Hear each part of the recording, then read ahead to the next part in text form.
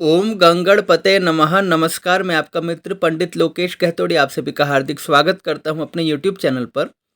इस बार होली के अवसर पर चंद्र ग्रहण की छाया अपना प्रभाव दिखा रही है और इसके बारे में ही वीडियो हम बना रहे हैं कि चंद्र ग्रहण का क्या प्रभाव है और आपको क्या करना है और किस तरह से ये पूरा का पूरा प्रभाव आप पर पड़ेगा। इसके बारे में हम विस्तार से चर्चा करेंगे। अंत तक हमारे साथ बने रहिए। और अगर आप चैनल पर नए हैं और अगर अभी तक आपने सब्सक्राइब नहीं किया चैनल को तो प्लीज़ सब्सक्राइब करके बेल आइकन प्रेस कर लीजिए ताकि समय पर आपको सारी जो वीडियो की नोटिफिकेशन आपको प्राप्त हो सके। और अब आप डेली टिप्स प्राप्त करने के लिए मेंबरशिप भी ज्वाइन कर सकते हैं। चलिए वीडियो पर आते हैं। 14 मार्च 2025 दिन शुक्रवार। इस दिन होली का पर्व मनाया जाएगा और इसी दिन मीन संक्रांति है। भगवान सूर्य नारायण वर्तमान कुंभ राशि को छोड़कर मीन राशि में प्रवेश करेंगे शाम के 7 बजे और होली का जो पर्व है इस दिन मनाया जाएगा और इसी दिन चंद्र ग्रहण का प्रभाव भी पड़ रहा है। तो विस्तार से चर्चा करेंगे कि चंद्र ग्रहण का क्या प्रभाव है और ये सारा का सारा क्या मामला है। सबसे पहले जानते हैं कि किस राशि में ये ग्रहण बना हुआ है। देखिए, चंद्रदेव दोपहर 12:56 तक सिंह राशि में है इस दिन। उसके पश्चात कन्या राशि में प्रवेश करेंगे। तो जो ग्रहण है आरंभ तो सिंह राशि में होगा लेकिन ग्रहण की जो समाप्ति है वो कन्या राशि में होगी। तो देखा जाए तो दो राशियों को अपने प्रभाव में ग्रहण ने लिया है और उत्तरा फाल्गुनी नक्षत्र में ये ग्रहण बनेगा तो उत्तरा फाल्गुनी नक्षत्र का ज़्यादा प्रभाव इसमें बनता दिखाई दे रहा है। ग्रहण के समय की बात कर लेते हैं। प्रातःकाल 10:40 पर यह ग्रहण आरंभ होगा और खग्रास कब आरंभ होगा? प्रातःकाल 11:56 पर। परमग्रास कब होगा? दोपहर 12:29 पर। और खग्रास समाप्त कब होगा? दोपहर 1:01 पर। और ग्रहण समाप्त कब होगा? दोपहर 2:18 पर। यह ग्रहण के पूरे समय का हमने प्रभाव बताया। अब जानते हैं क्या यह ग्रहण भारत में दिखाई देगा अथवा नहीं, और भारत में दिखाई देगा और विश्व में कहाँ कहाँ दिखाई देगा। तो यह ग्रहण भारत में नहीं दिखाई देगा। यह ग्रहण भारत में नहीं देखा जा सकेगा। यह ग्रहण कहाँ देखा जा सकेगा?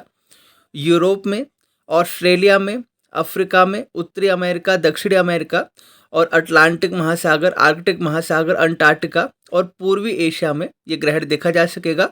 और कनाडा, अमेरिका और जो साउथ अमेरिका है वहाँ पर तो आरंभ से लेकर समाप्ति तक ये ग्रहण देखा जा सकेगा।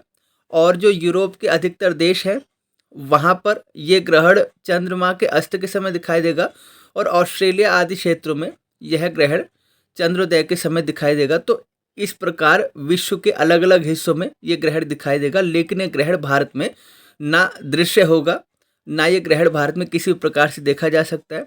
अब बात करते हैं क्या इसका सूतक हम विचार करेंगे? नहीं, इस ग्रहण का कोई परहेज भारत में नहीं किया जाएगा और इस ग्रहण के सूतक के बारे में भी कोई विचार करने की आवश्यकता नहीं है। आप विस्तार से जिस प्रकार अपनी दिनचर्या करते हैं कर सकते हैं। होली का पर्व आप मनाइए और संक्रांति का पर्व आप मनाइए। किसी भी प्रकार के भय से भयभीत होने की आपको आवश्यकता नहीं है। अब राशिफल की चर्चा करते हैं। देखिए, कभी भी सूर्य ग्रहण होता है अथवा चंद्र ग्रहण होता है उसका प्रभाव राशियों पर पड़ता है लेकिन उसमें ज़्यादा मजबूती तब आती है जब वो ग्रहण भारत में दिखाई दे, क्योंकि जिस क्षेत्र में आप रहते हैं उस क्षेत्र में अगर वो ग्रहण दिखाई देता है तो उसका पूरा का पूरा 100% जो इफेक्ट होता है उस क्षेत्र में रहने वाले लोगों पर पड़ता है। और कम से कम 1 महीने तक तो इसका प्रभाव अवश्य देखा जा सकता है। किंतु ये ग्रहण भारत में नहीं दिखाई दे रहा है और भारत में इस ग्रहण का सूतक विचार करने की आवश्यकता भी नहीं है, कोई परहेज आपको रखने की आवश्यकता नहीं है।